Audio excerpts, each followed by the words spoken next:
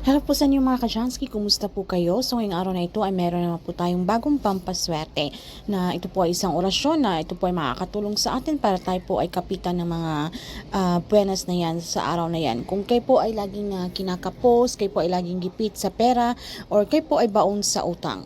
Na kahit kayo po ay hindi naman pala utang pero wala po tayong choice dahil po ay tayo ay gipit na gipit, yung sahod natin ay hindi po sapat at tayo po ay dumating po sa puntong kailangan nating mangutang at sunod-sunod po ang mga problema dumarating sa atin ay wala na po magpapautang sa atin. So parang feeling nyo po kayo po ay sinusundan ng kamalasan na yan at tila sunod-sunod po ang malas o problemang dumarating sa ating buhay. Okay, kailap po ng swerte sa atin. Okay, pag may problema po tayo, especially po sa meron pong mga nagkakasakit, kaya tayo po ay talagang hindi po natin maiwasan talaga na tayo po ay meron pong mga biglaang mga paggastos din.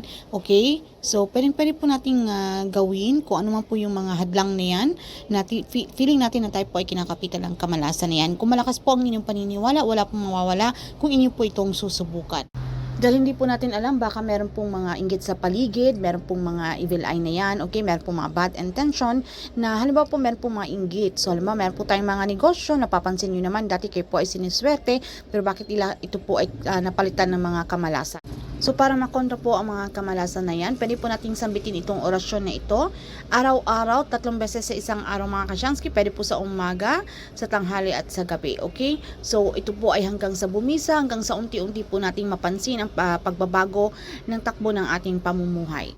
Ito pong orasyon na ito na awerum mga ka-Jansky, na sa Latin ang ibig sabihin nito ay agarang swerte sa usaping pananalapi, or kayo po ay laging kapos o gipit sa pera, or kung ano man po yung mga kamalasan, mga negative energy sa paligid, ay kanya po itong makontra. So kinakailangan tayo po ay maging positibo, na malakas po ang ating paniniwala na lahat po ng ating mga kahilingan, ito po ay mangyayari dahil deserve po natin yan mga ka-Jansky. So kinakailangan kapag tayo po ay merong mga ganitong pampaswerte, tandaan natin na ito po ay isang gabay o inspirasyon lamang para mas lalo pang lumapit ang swerte na yan. So dapat makita rin ni universe na ikaw po ay karapat-dapat. So kung ikaw po ay tamad at umuupo ka na lang po sa isang tabi at nag-aantay ka na lamang ng swerte o grasya, ay hindi po talaga mangyayari. So kinakailangan gumawa po tayo ng aksyon, mga pagpaplanong gagawin, tayo po ay mas lalo pang magsumikap. Ika nga nila, nasa Diyos ang awa, nasa tao ang gawa.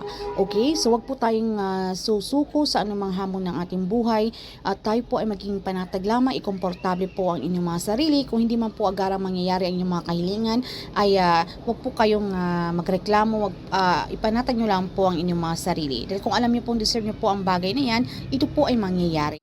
So in God's perfect timing mga ka-Jansky, okay? Kung alam mo yung pong deserve nyo po yung bagay na inyong mga hinihiling, basta palakasin nyo po ang inyong paniniwala, i-practice nyo po yung law of attraction na kung saan tayo po ay positibong mangyayari po talaga yung bagay na ating hinihiling mga ka-Jansky. Ito po ay mangyayari. So, huwag niyo pong kalimutan itong orasyon na ito 3 times a day, okay? So, sambitin niyo lamang po yan araw-araw mga ka-Jansky hanggang sa ito po ay pumisa. At magugulat na lamang po kayo sa unti-unti pong kagaanan ng takbo ng inyong pamumuhay, or meron pong mga unti-unti pong masusolve ang inyong mga problema sa usaping pananalapi. So yun lamang po ng mga ka-Jansky. Maraming salamat po sa inyong walang sawang panunood. Kung meron po kayong mga katanungan or hindi man masyadong naintindihan, or meron po kayong mga gustong itanong, so mag-comment lamang po kayo sa ibaba.